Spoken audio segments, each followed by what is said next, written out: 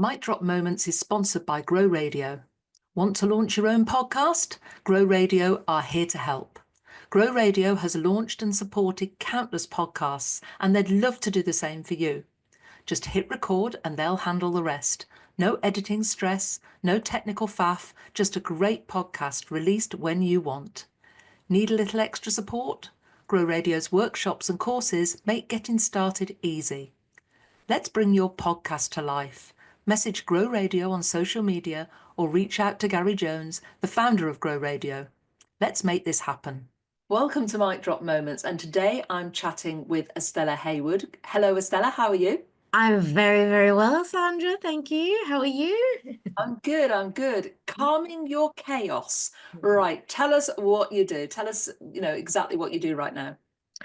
So I work with a lot of women business owners, especially on their techie side, because I know that it's the one thing that a lot of people don't like, and they stick their head in the sand about it or their fingers in their ears. And I do a lot of email marketing, newsletters, setting up systems, automations, landing pages, lead magnets, that kind of stuff. So yeah. Wow, really topical right now as well. And I know exactly what you mean.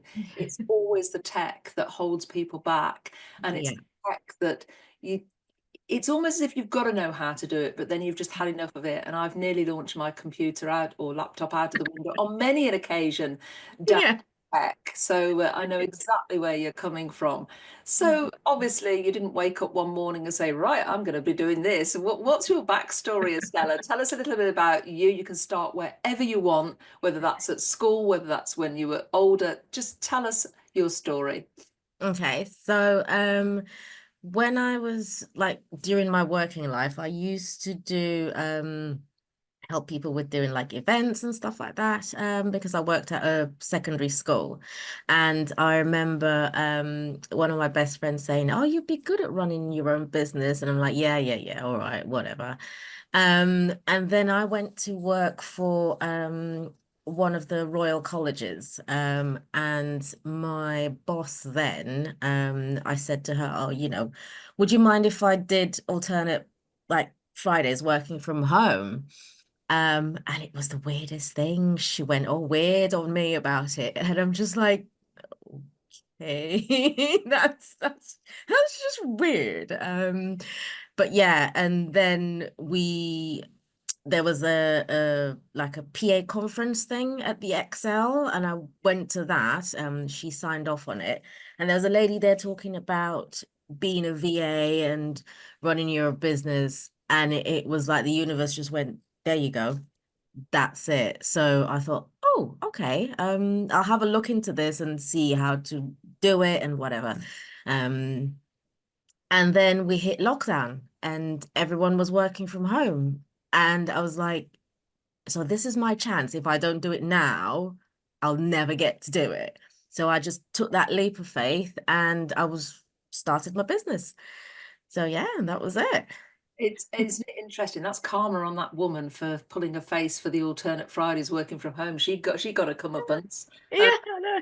People did. I remember people would say, "Oh, I'd love to stay in my job, but I've asked for 4 days and my boss won't let me." And yet, lockdown comes and everybody had to. Well, they were forced home. And I used to say to people before lockdown, let's have a Zoom, and they'd say, oh no, let's meet face to face. But lockdown gave us that gift. It gave us the technology, it gave us the opportunity. And I speak to so many women who said that was the moment, that gift of that point in time where they say, it's now or never, I'm gonna go. Yeah. And was that daunting for you? Because I remember lockdown. I loved lockdown, by the way, but obviously not with the sad reasons. But my father passed away. It gave me a gift of time, gave me some time out. But also, I just loved the quiet. I loved the peace. I loved the space it gave us. I probably wouldn't have said that had I got young children who have been doing homeschooling. But for me, it was good. But it also gave me a real sharp shock in that I almost had to go back to day one of my business because my business was in events. It fell off the edge of a cliff. Right. Almost like a startup again in some respects. And that was quite daunting because nobody knew at that time whether people were going to spend any money, because Mm, there was a lot of uncertainty how long lockdown was supposed to be. For a few weeks initially. that's right. Yeah. It wasn't. So what gave you that drive and think, no, I can make a go of this? I think for me, my my dad, God rest his soul, used to say I'm like a dog with a bone. If I put my mind to something that I'm gonna do something, I want to do it, and I will keep going until I know that there's absolutely no way I can do it at all. But for me, it was that gift to myself because I saw it as an opportunity for me to actually build something that I wanted, that I was proud of, that I liked to do.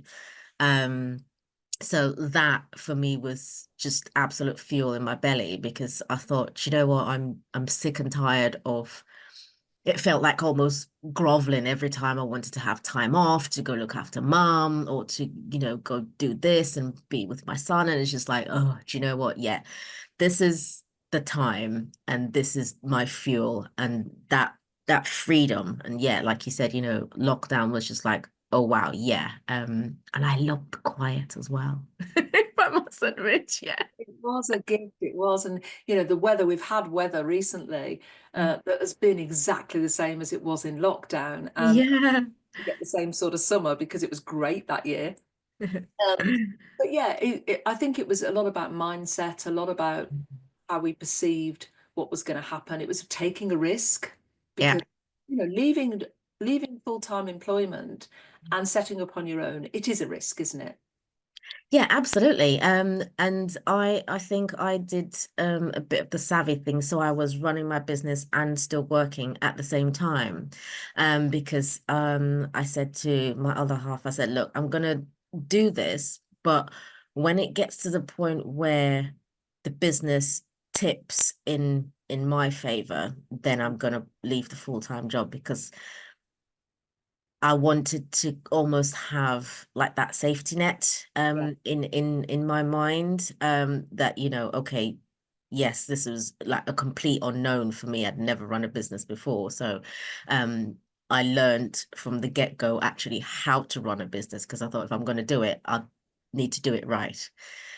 So I was doing both in tandem, and it got to a point where yes, definitely the business outweighed, and I just went ta to the 9 to 5. Did you know I went through exactly the same process? And a lot of people don't know this, but I was working on a contract Right. for, in-house legal, which was Mm, you know, my profession, as you like to call it. I was a solicitor and I yeah. was non-practicing, but I got the opportunity to do some in-house work and did it. And when the pandemic came along, it was regular money. It was a gift to me Mm. because they needed a COVID officer. Well, I could do Ah, that. So I became their COVID officer, which mm, it was a football club. It meant I got to go to watch all the football matches behind closed doors. So it was a bit of a no-brainer and I was getting paid for it. So I took it because I didn't know when events were going to come back. And I will honestly say, I think it's taken 4 to 5 years for events to recover. And it's wow. only this year they've recovered properly. And that security blanket of that money coming in, I didn't want to let it go. Mm, But in some respects, it held me back. mm-hmm, And it stopped me from propelling the business forward because I clung on to that safety net because thinking, might the pandemic come back? Might it come back? And I only kicked it into touch mm. 12 months ago.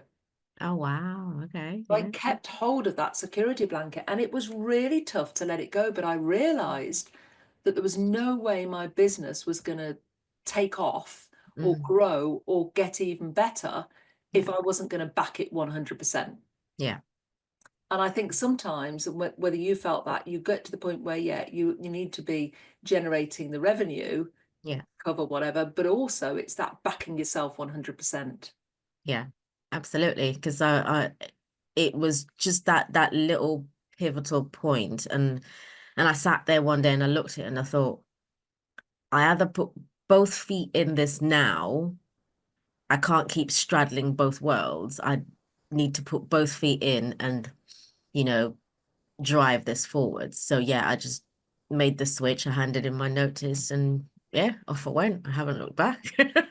That's the thing, isn't it? I think once you've been self-employed, you can never really go back into employment. I think you become unemployable. And Yeah. I see you at a lot of events. I met you at an event, but I see you at a lot of events, and you travel around. And I love the way that you embrace an event. You book into the hotel, you make it an experience, you turn it into a mini break. Tell us why you do that. For me, it's if I like to go all in on something. And for me, that's a what's the word I'm looking for? It's a commitment to myself. If I'm gonna go to an event, it's it's my like personal development thing that is part of my business growth. And I like to do it properly. And yes, it's a mini break, but it also gives me that kind of like buffer. For one, the travel is just it's just a mad. I don't fancy waking up at 5 o'clock in the morning to do that travel anymore. But it's also a time for me to kind of like sit in, embed myself, get my head in the right space, kind of like work on my energy. It's just like that little me time before the event and then after the event as well, where I can just sit on the train and just let everything just bed in into my head. And it's great for me to be able to do that. Yeah. And I love that. And it's something that I've started adopting now myself. So Mm. thank you. Sorry. And when I go to an event that is some distance away, I book the hotel the night before, the night Mm. after, or I turn it into a personal development break for myself. And I think that's important Mm. to give ourselves time to process as well. I've also discovered that if you go to an event, you need the day after to Mm. process. You need the day after to embed, to recover, which is why a lot of events happen on a Friday, because you've got the Saturday to just go, oh. Right. Yeah, I went to an event last week, which was on a Friday, and it set some light bulbs going. Also made me realize I was in a really good place, but I still needed that day to decompress, to embed, and to reflect. That Yeah. reflection piece is so important, isn't it? Yeah, absolutely. Because you're taking on so much and you're meeting people and chatting to people and during the event itself. It's almost like giving yourself that time for your brain to catch up with everything that's gone on. Yeah. Yeah, so I love it. I can just sit on the train and put my headphones in and just go, oh, okay, let's just process everything. Yeah. Yeah. And it's that process. It's not Okay. only just the processing, but you need to identify what you want to do next. Mm. And I think sometimes we pick up things. I sit at people's events and I get light bulb moments, think, oh my God, I need to do that, or I'm gonna launch that, or I'm gonna do this, or it just gives me that clarity piece. And so I come home with an action list. And then I put my action list onto my spreadsheet, and then I put my timelines in and think, right, okay, I've got to implement that. And it's about that next step, isn't it? And I think Yeah. I was the person that went to all these seminars, personal development days, took copious. I'm a note taker. I did a law degree. You have to be a note taker. And I would feel I've got reams of books where I've took copious amounts of notes. Mm. Those books are gathering dust. I've never Mm. looked at them, which is why I've switched to a Remarkable, because I can reference and bring them back.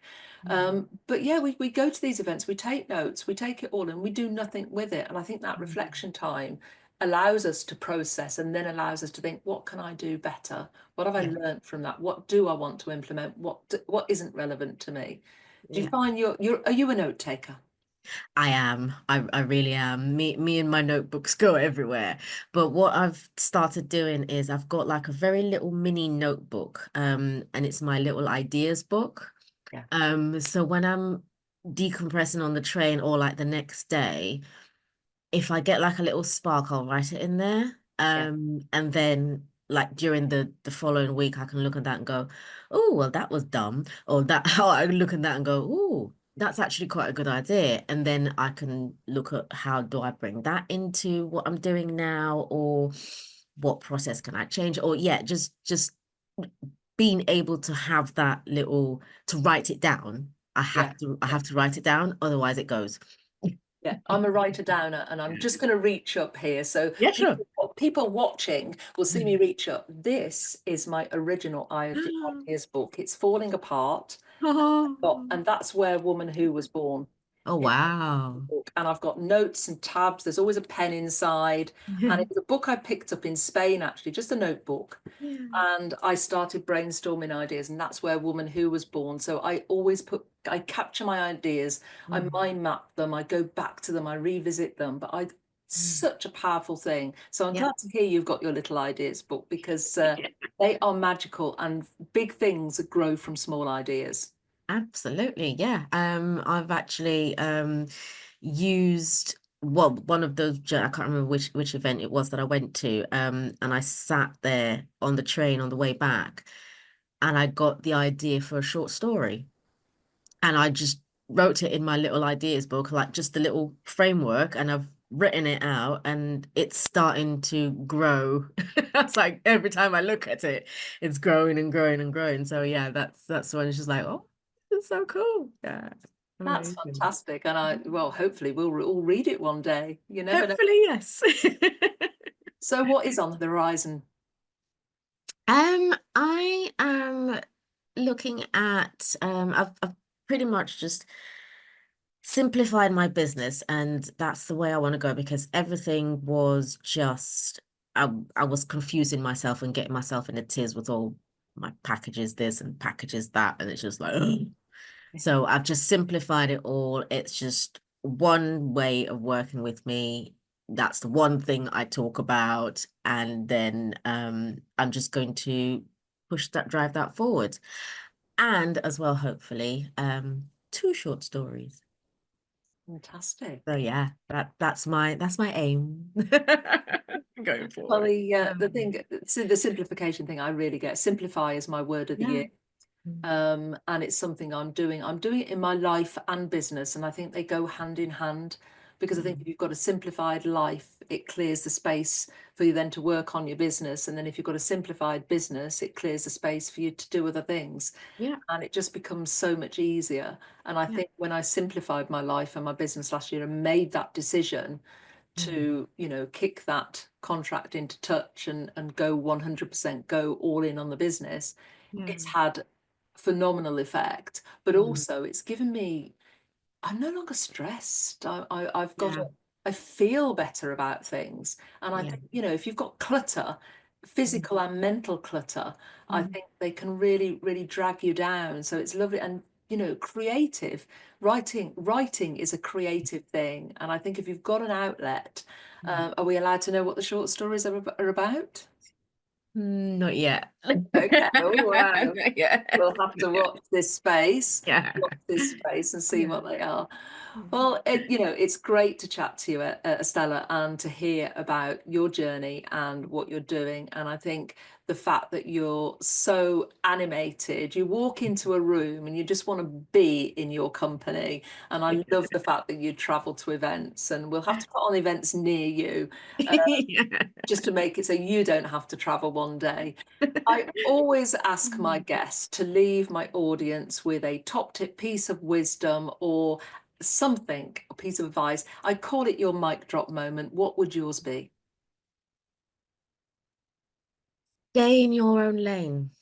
There's like 1,001 and however many million people out there who might be doing exactly the same thing as you're doing, but don't compare yourself, because people buy you doing it your way, and no one can copy that. So just stay in your lane.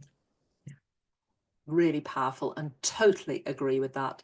Today, I've been chatting with Estella Hayward from Calming Your Chaos. It's been great to chat to you, and we will share your links in the show notes. Thank you, Estella. Thank you for having me, Sandra.